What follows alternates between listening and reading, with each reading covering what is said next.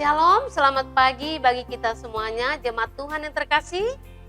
Selamat jumpa kembali pada Senin 4 April 2022 dalam renungan harian yang tertulis dari Amsal pasal 30 ayat 8. Demikian firman Tuhan.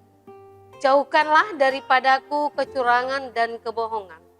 Jangan berikan kepadaku kemiskinan dan kekayaan. Biarkanlah aku menikmati makanan yang menjadi bagianku. Saudara-saudara yang terkasih, dalam nama Tuhan Yesus Kristus, kita mengetahui bahwa isi dari buku Amsal itu merupakan kumpulan berbagai nasihat, didikan, dan ajaran. Dengan tujuan apa? Tujuan buku Amsal untuk mengetahui hikmat dan didikan. Untuk mengerti kata-kata yang bermakna, untuk menerima didikan yang menjadikan kita pandai, serta kebenaran, keadilan, dan kejujuran, dan untuk memberikan kecerdasan kepada orang yang tak berpengalaman. Itulah tujuan dari buku Amsal tersebut. Ajaran-ajaran di dalam Amsal termasuk juga ajaran untuk hidup berkeluarga, ajaran untuk anak-anak, atau ajaran untuk pribadi lepas pribadi, atau bahkan juga ajaran untuk masyarakat umum.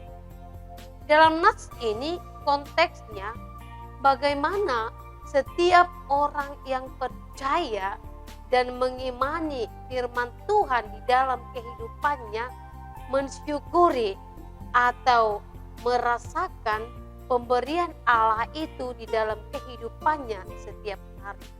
Bersyukur atas segala kasih karunia Tuhan dalam kehidupannya. Lewat apa? Lewat setiap pekerjaan yang dia miliki. Saudara-saudara terkasih, dalam nas ini kita bertemu kembali dengan situasi dan apa yang terjadi secara realita di dalam kehidupan sehari-hari. Kita melihat dari berbagai media berita atau bahkan kita menonton dari televisi, begitu banyaknya kejahatan-kejahatan yang telah dilakukan oleh orang-orang yang tidak pernah mensyukuri apa yang diberikan Tuhan dalam hidup.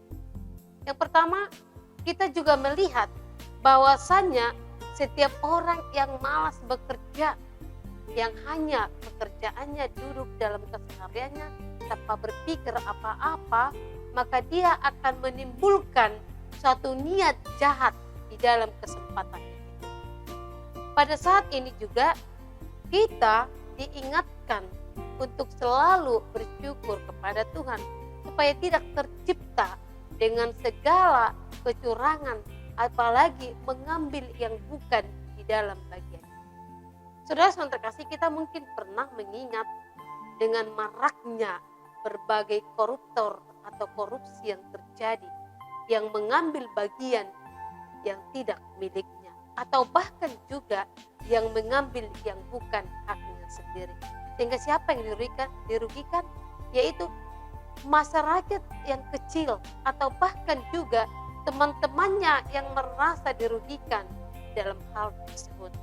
Oleh karena itu, kita harus pertama bersyukur atas segala pemberian yang diberikan Tuhan kepada kita, sehingga kita tidak ada niat kesempatan untuk melakukan sebuah kecurangan atau kebohongan, atau bahkan juga yang mengambil yang bukan bagian. Saudara terkasih, jikalau hal ini terjadi di dalam kehidupan setiap orang, berarti di dalam kehidupannya juga dia tidak pernah untuk senantiasa mengandalkan iman percayanya kepada Tuhan. Yang dalam kehidupannya juga hanya memikirkan jalan-jalan yang jahat, memikirkan rencana-rencana atau rancangan yang jahat. Itulah disebut sebagai orang-orang fasik yang hanya bekerja, merampas, merampok, mencuri, menipu, atau bahkan hal yang lain lagi yang termasuk untuk memenuhi di dalam kebutuhannya sendiri. Untuk itu kita dilarang sebagai orang Kristen melakukan hal yang demikian. Untuk itu harus memperbanyak, selalu bersyukur atas segala pemberian yang Tuhan berikan kepada kita, sehingga menutup segala namanya niat-niat jahat. Tuhan Yesus